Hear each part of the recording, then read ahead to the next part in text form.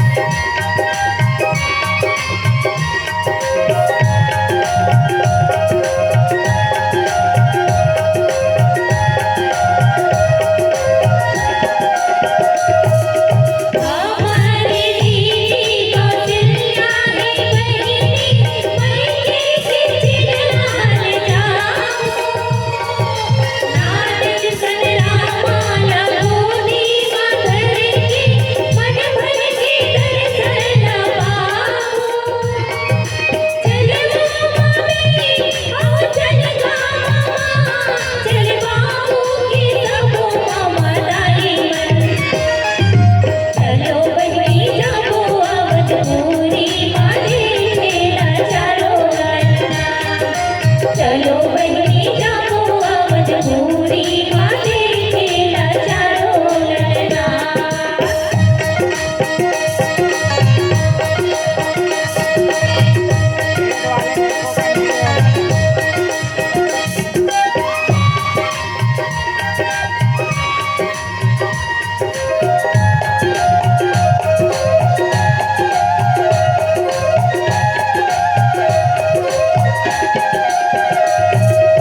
मैया के गोदी मारा माही बहिनी सुमित्रा के गोदी मालत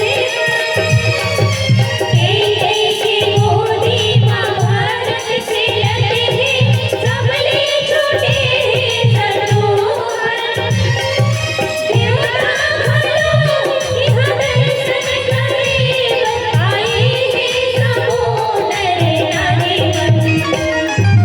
चलो बनी जाओ अवधपुरी माँ देखेला चारो ललना।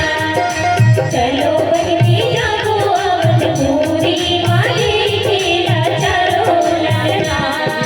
ला ला ला ला ला ला ला ला ला ला